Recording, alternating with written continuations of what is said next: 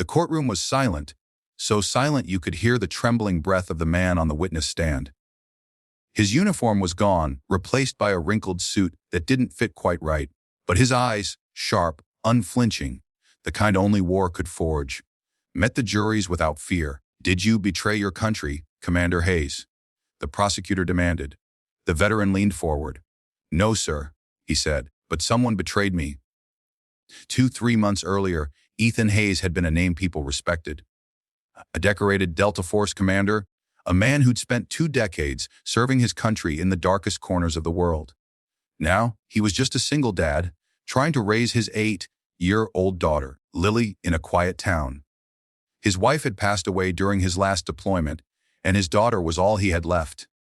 The reason he got up every morning, when billionaire Richard Langford approached him with a private security job, Ethan thought it was a blessing. Langford ran a global tech empire and wanted Ethan to oversee protection for an upcoming defense contract worth billions. It sounded legitimate. It sounded like a fresh start. But 3 weeks later, FBI agents raided Ethan's home at dawn. They dragged him out in handcuffs while Lily screamed his name from the porch. Computers were seized, bank accounts frozen. They accused him of selling classified data from his Delta Force missions to a foreign buyer. Evidence pointed to encrypted deposits in his name and digital fingerprints tying him to the breach. It was airtight. Too airtight. In jail, Ethan sat in silence, his mind replaying the moment Lily clung to him, sobbing as the agents took him away. He'd faced warlords, insurgents, and the chaos of battle, but nothing compared to watching his daughter's faith in him start to fracture. He had one call to make, and he used it to contact Sarah Mitchell, a defense attorney he'd saved years ago during a humanitarian mission overseas. Sarah owed him her life, and when she heard his voice again, she didn't hesitate. As Sarah dug into the evidence, she found cracks. Digital transfers that didn't align with Ethan's movements. Encryption methods far too sophisticated for any individual, let alone a man who barely used social media. Her instincts screamed that Langford was behind it. Langford's company had everything to gain from Ethan's fall. The defense contract Ethan was supposed to oversee had been quietly awarded to another firm, one Langford secretly controlled. He'd needed a scapegoat. A military hero's fall from grace made the perfect distraction from his corporate fraud. But proving it was another story. Langford's lawyers were relentless, his influence stretching into every corner of the system. Witnesses vanished. Files were sealed, evidence went missing. Sarah was fighting not just a man, but an empire. Meanwhile, in foster care, Lily never stopped believing her father was innocent. Every night she prayed for him, whispering, "Daddy, come home soon. I know you didn't do it." Her foster mother said she was living in a dream, but Lily didn't care. She had something stronger than proof. She had faith. When Sarah told Ethan about Lily's prayers, he broke down for the first time. "She still believes in me," he whispered. "Then I can't give up." 2. The trial began on a stormy Monday morning. The media painted Ethan as a traitor. Protesters held signs outside calling him a disgrace, but inside that courtroom, Sarah stood tall beside him. During cross-examination, she noticed something strange in the prosecution's evidence log. A data file, marked with Langford's private encryption signature. Only Langford's internal systems used that coding.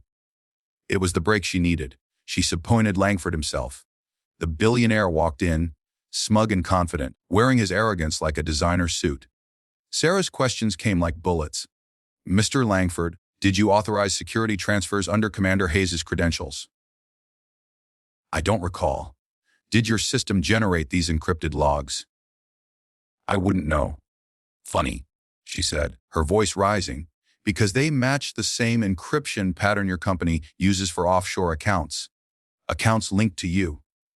The courtroom erupted. Langford tried to object, but Sarah pressed on, revealing bank statements, hidden transfers, and falsified documents, each one pointing directly back to him. Finally, the moment that changed everything came when Lily's drawing, a simple crayon picture, was entered into evidence.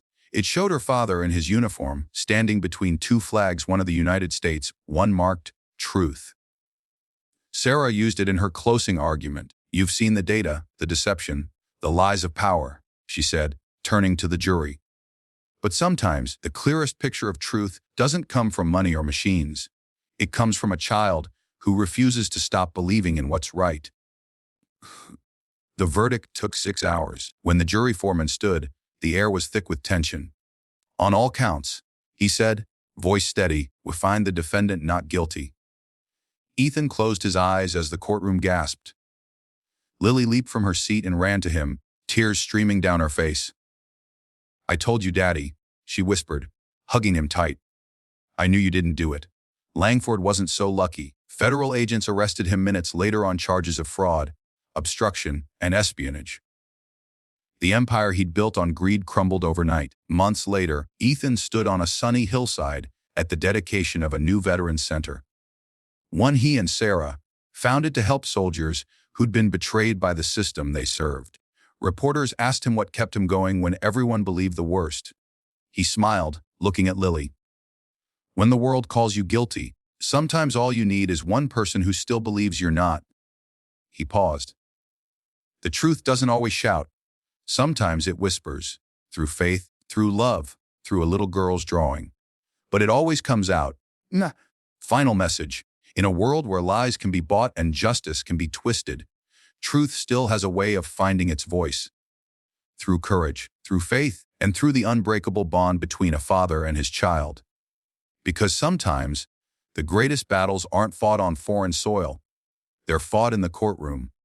The heart and the soul